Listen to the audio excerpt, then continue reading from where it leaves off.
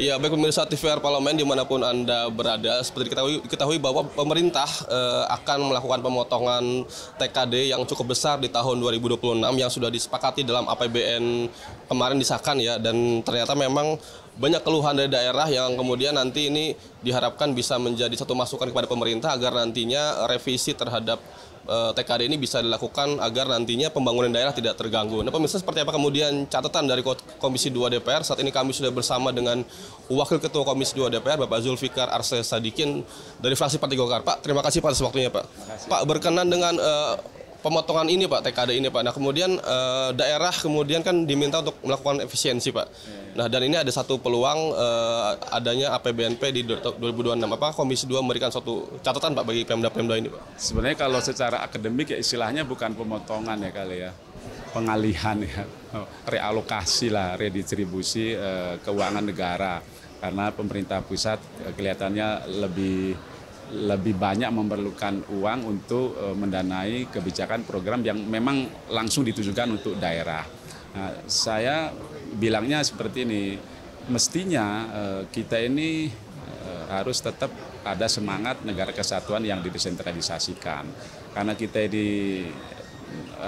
punya semangat itu, maka daerah-daerah otonom yang ada di kita, baik provinsi maupun kabupaten kota, itu harus lebih diberi kepercayaan untuk makin mengelola daerahnya. Nah, agar dia bisa makin mengelola daerahnya, tentu harus ada sumber-sumber keuangan yang makin jelas dan makin pasti untuk daerah. Gitu. Pak, ini kan di triwulan keempat ini kan banyak sekali serapan anggaran yang belum maksimal gitu, Pak. Nah, apakah nanti kemudian ada satu koordinasi secara serius, Pak, agar nantinya SAL ini bisa kemudian kembalikan kepada TKD itu? Ya, apalagi kalau kita mau mensejahterakan, mau memakmurkan, mau membuat adil, itu kan sebenarnya adanya di daerah, itu sasarannya di daerah. Karena masyarakat kita itu ya adanya di daerah. Oleh karena itu, kalau memang benar-benar kita mau menuju ke sana, ya yang perlu kita lakukan dengan keadaan sekarang ini, dari sisi apa? Dari sisi perencanaannya. Coba direview kembali lah, direview kembali semua kebijakan program yang di daerah itu, apakah memang sudah benar-benar ditujukan untuk upaya kita mensejahterakan dan memajukan daerah. Itu. Yang kedua, bagi pemerintah pusat kita juga perlu berpikir apa sih yang menjadi kewenangan pemerintah pusat. Menurut saya, karena memang di Undang-Undang Pemda itu memberikan pemerintah pusat 6 urusan mutlak, ya mereka harusnya lebih fokus ke sana saja. Kalaupun toh mereka mau lebih daerah, itu ya bina dan awasi yang baiklah daerah. Soal pelaksanaan kebijakan program itu menurut saya tidak harus selalu dilakukan oleh pusat, bahkan berangsur-angsur mulai juga bisa dilaksanakan di daerah, diserahkan kepada daerah dan dipercayakan kepada daerah. Kalau itu bisa kita lakukan, sumber keuangan daerah itu akan semakin banyak juga. Saya kira itu. Terus, Pak, ini kan daerah punya potensi yang berbeda-beda dan juga manpower yang berbeda, Pak, dalam konteks bagaimana meningkatin PAD itu. Nah, ada nggak satu upaya pemerintah pusat untuk kemudian bisa menyeragamkan performa daerah ini, Pak?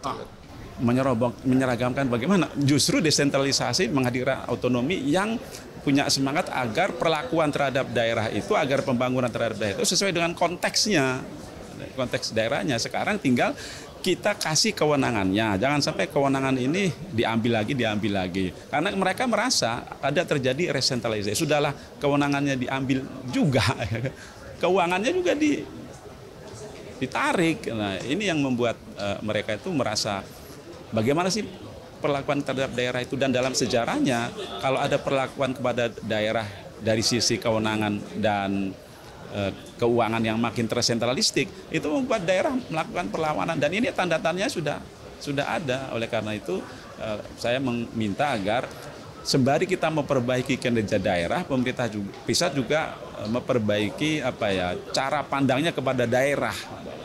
Daerah itu harus lebih dipercaya sebagai entitas yang memang bisa mengelola urusan, dan itulah semangat negara kesatuan yang desentralisasi. Karena memang ada apa-apa ya awasi dong, awasi. Ya. Atau memang ya kita dari sisi aturannya diberikan. Ya. Soal pelaksanaan ya kasih aja kepada daerah. Banyak daerah yang sudah mampu melaksanakan.